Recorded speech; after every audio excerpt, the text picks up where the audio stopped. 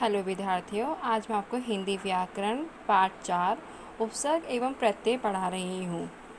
उपसर्ग, जो शब्दांश शब्द से पहले लगकर उसका अर्थ बदल देते हैं या उसके अर्थ में विशेषता ला देते हैं वे उपसर्ग कहलाते हैं। उपसर्गों के प्रयोग से शब्द के अर्थ में परिवर्तन आ जाता है, इनका स्वतंत्र प्रयोग नहीं होता। उपसर्ग, मूल शब्द और नवीन शब्द। उपसर्ग, उप, वन, उपवन।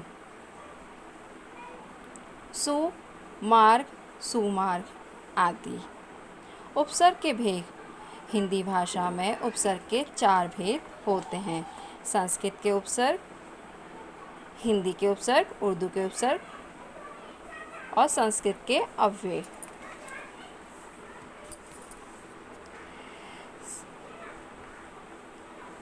संस्कृत के उपसर्ग संस्कृत में आ। उपसर्ग संस्कृत का क्या हो गया? आ। और शब्द हमारे क्या बनेंगे इसके? आधर्म, अन्याय, आकर्मे। ठीक है, ऐसे प्रत्यय हमारा संस्कृत का उपसर्ग हो गया। अब शब्द हमारे क्या बनेंगे? प्रतिदिन, प्रतिरोध।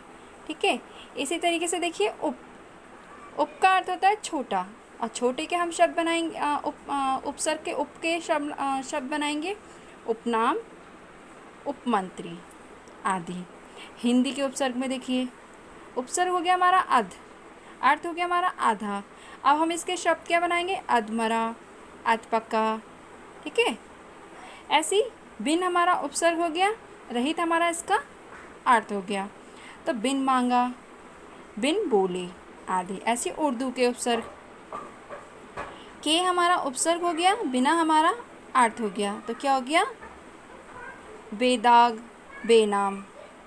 ऐसी दर हमारा उपसर्ग हो गया, में हमारा अर्थ हो गया, और ऐसे दरकार, दर किनारा आदि। ऐसे संस्कृत के अव्यय। चिर हमारा उपसर्ग हो गया, अर्थ हमारा इसका बहुत हो गया, चिरकार और चिरायु। ओके, ऐसी से देखिए अध के बीच, अधोगति हो गया और अधोपतन हो गया। अब इसका देखिए अभ्यास कार्य। उपसर्ग किसे कहते हैं? उपसर्ग मैंने आपको भी परिभाषा बताई थी उदाहरण देकर। उपसर्ग की परिभाषा पेज नंबर 19 पर। यहाँ से जो शब्दांश शब्द से पहले लगकर उसका अर्थ बदल देते हैं या उसके अर्थ में विशेषता ला देते हैं उपसर्ग कहलाते हैं। ये उपसर्ग की परिभाषा उदाहरण हो गए। अब देखिए अनु उपसर्ग से बनने वाले 2 शब्द। अनु उपसर्ग से बनने वाले उपसर्ग कौन से हो गए? अनुमान, अनुचर। निम्न के उपसर्गों से 2-2 शब्द बनाओ। आ का आधर्म, अज्ञान। आपका अपमान, अपशब्द। ऐसी आ, आदर, आगमन। बद, बदनाम, बदसूरत। नीचे दिए गए शब्दों के साथ उचित उपसर्ग लगाओ। अब देखिए परा प्लस जे, पराजय। बे प्लस इज्जत, बेइज्जत। अध प्लस पक्का, अधपक्का। उप प्लस स्थित, उपस्थित। ठीक है, तीसरा प्रश्न। नीचे दिए गए शब्दों में मूल शब्द तथा उपसर्ग अलग करो। अभी हमारी ये मूल शब्द और इसमें उपसर्ग हमें अलग करने हैं। तो देखिए हमारा उपसर्ग इसमें क्या हो गया? आ, और कर में हमारा क्या हो गया? मूल शब्द। बिन हमारा उपसर्ग हो गया और मांगा हमारा मूल शब्द। अति हमारा उपसर्ग हो गया, रिक्त हो गया हमारा मूल शब्द। कम हमारा उपसर्ग हो गया और वक्त हो गया हमारा मूल शब्द। अब देखिए विद्यार्थियों प्रत्यय, ये हमने अभी आपको उपसर्ग समझाया था।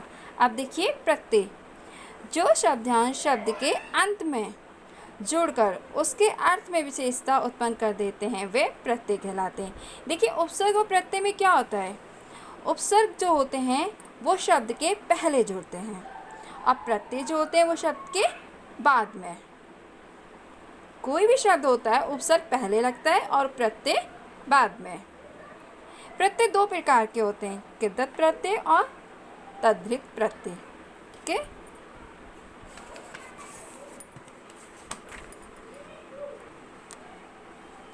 कृत प्रत्यय क्रिया या धातु के अंत में लगकर जो विशेषण शब्दों की रचना करने वाले शब्दांश कृत प्रत्यय कहलाते हैं। जैसे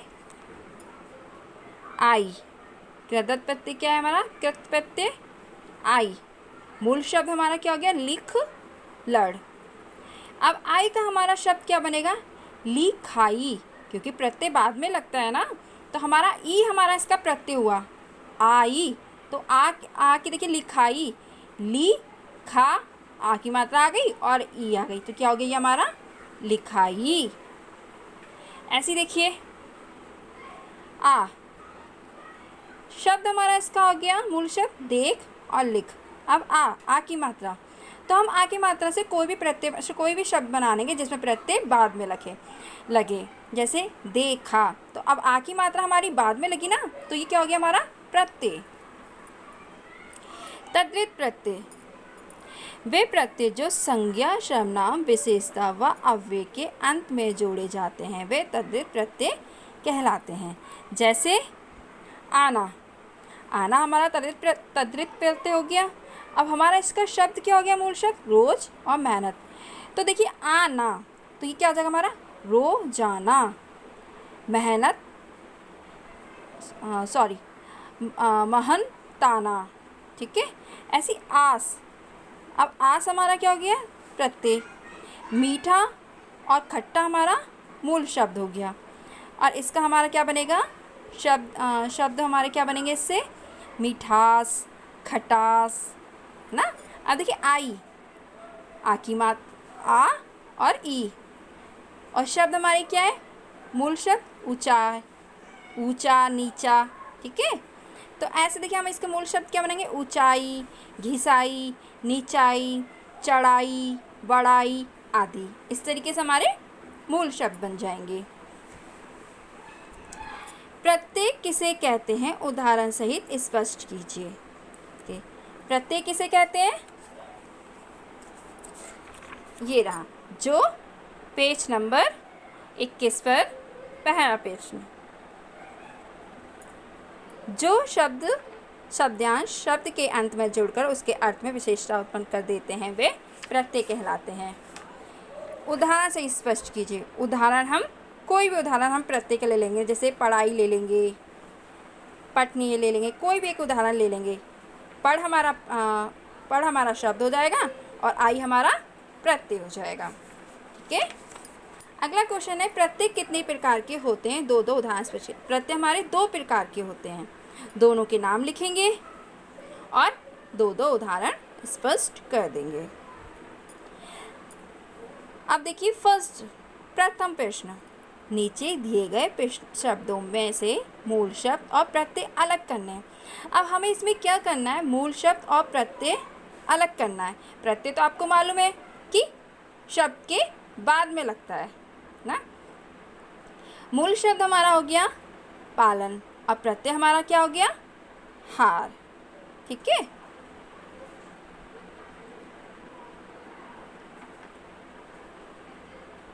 ऐसी घुमक्कड़, घूम हमारा शब्द हो गया और अक्कड़ हमारा प्रत्यय हो गया। अपना हमारा शब्द हो गया और तोप हमारा प्रत्यय हो गया। कला हमारा शब्द हो गया, कार हमारा प्रत्यय हो गया। सर्व हमारा शब्द हो गया, हारी हमारा प्रत्यय हो गया। नीचे दिए गए शब्दों में प्रत्यय जोड़कर नए शब्द बनाना। अब हमें इसमें प्रत्यय जोड़ना है। ठीक है, परिवार है, परिवार का क्या बनाएंगे? परिवारिक। चढ़ना का चढ़ाई, साहित्य का साहित्यकार, ऊंचा का ऊंचाई, बंदर का बंदरिया, सुनार का सुनारिन, अड़ का अड़ियल, बच्चा का बचपन। प्रश्न 3, निम्नलिखित शब्द एवं प्रत्ययों के संयोग से नए शब्द बनाओ। अब हमें क्या करना है? प्रत्ययों से संयोग से नए शब्द बनाना है। वाज हमारा प्रत्यय है और शब्द हमारे ये है। तो पतंगबाज, यह हमारा बनेगा पतंगबाज। चालबाज, शेखीबाज, दंगाबाज, धोखेबाज। ऐसे हमारे यहाँ देखिए बती हमारा प्रत्यय हो गया और ये हमारे शब्द हो गए। तो भंगवती, रूपवती, बलवती, सौभाग्यवती और गुणवती, ये हमारे क्या हो गए? शब्द हो गए। संयोग से नए शब्द बना लिए हमने। शब्दों को से प्रत्यय जोड़कर संयोग से नए शब्द बनाए। ओके, आगे समझ में? धन्यवाद।